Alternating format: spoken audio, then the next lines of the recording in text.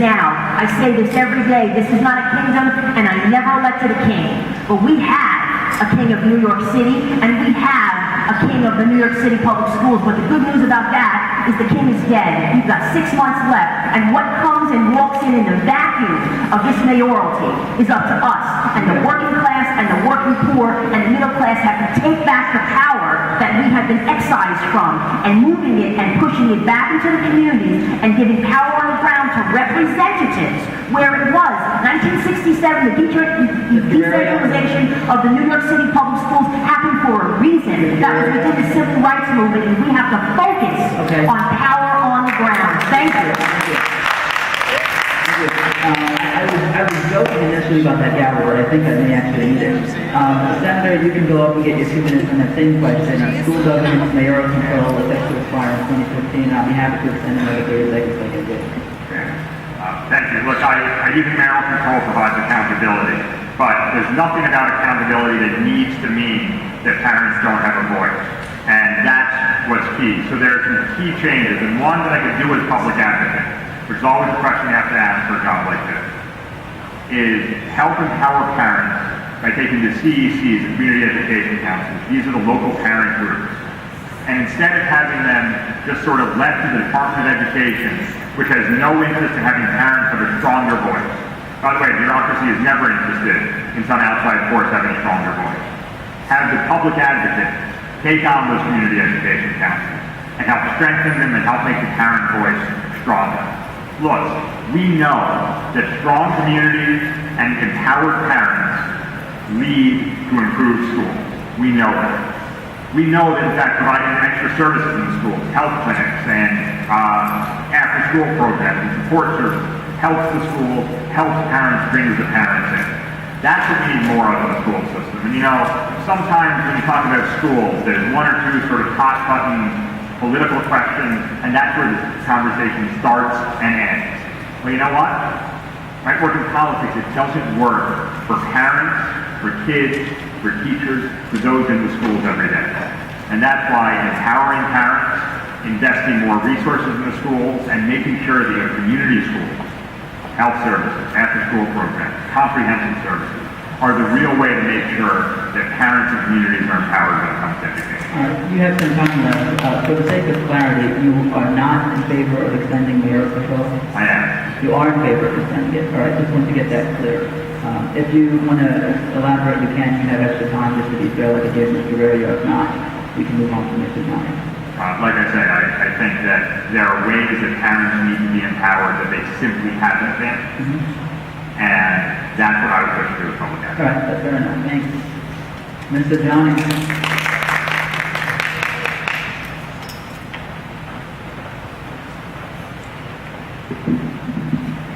So, I'm the product of public schools, and I was a latchkey kid.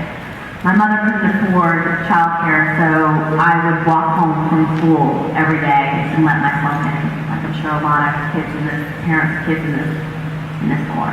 And the only thing that my mother could rely on is that I was going to get from point A to point B safely.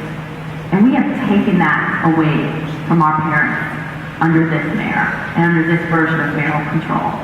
With school closures that many times are in communities of color, right, that are unjustified, you know, we have broken down the school and the role of the school in communities.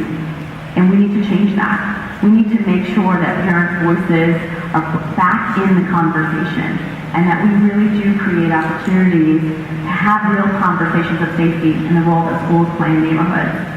The thing that I am the most focused on as the next public advocate is what are we preparing our kids to do? You know, a study came out that the majority of kids that are graduating from our public schools and going to college have to take remedial classes. We are not preparing our kids to go out and actually get jobs. And we have to focus on college readiness. You know, one of the things that President Obama talked about in his State of the Union address was PTEX, which is basically a partnership between IBM and the community to build a school that's going to prepare kids on technology. We need to have more models like that. We need a PTEC with Twitter right here in Southeast Queens, So we are creating opportunities for our kids to go out there and get jobs. 30 seconds. You can make $83,000 a year in the city as a website programmer. $83,000 a year. We need to make sure that we are teaching our kids the skills to go out there and have ladders into the middle class. I am only standing here today because my father got an opportunity, my mother got an opportunity to have a ladder into the middle class. And we are failing our children, we are failing families here in Southeast Cleveland. We're not providing those opportunities. Okay, so just to get you on the record too, you are in favor of... I'm not in favor of this version of mayoral So control. what is your version? Now I have 30 seconds to explain what that looks like. Well, I actually want to have a conversation on what mayoral control should look like in the new administration. And I would like have a to... specific plan. No, I do not have a specific plan. All right, thank you.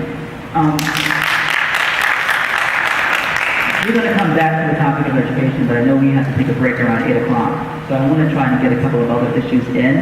And Senator, we'll have you start with this one. Make sure that you can get your 2 minutes in. What is your position on the privatization of Nitro Community and Senior Centers?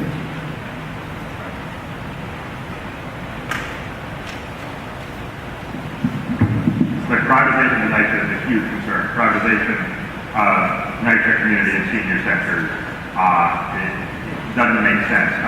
It does make sense, and what we've done in my district. When they were trying to close community centers, we worked with the tenants in Rutgers House and in Two Bridges, and we were able to bring in a partner, a local Y, and we were able to expand that community center in a way that was community driven. That makes sense. But the idea that New York City Public Housing came out just recently and said, we're going to be able to close our senior centers or community centers, I think just shows just how unaccountable it is today. And this isn't some issue that is an abstract issue. 500,000 New Yorkers live in New York City Public Housing. We're the 26th or so largest city in the country if it was its own city. In my district, I've represented more than 40,000 public housing residents. And you know what? The idea that you need to wait more than a year for repairs, the idea that it seems that services are getting cut, centers are getting closed, that we're told that the only option is to have this plan to build luxury developments on NYCHA rammed down folks' throats, shows just how undervalued and underrepresented NYCHA residents are. I represent Battery Park City. When Sandy was bearing down on the city, Battery Park City was being evacuated. That's 12,000 people. That's 24,000 public housing residents across town, 3/4 of a mile across town in my district, were being evacuated as well. You went to Battery Park City, you had a line of TV trucks. You went across town to public housing, nothing. When you look at the failures of NYCHA, when you look at the challenges facing public housing today, that represents it about as well as anything I've seen. Thank you. Thank you. I think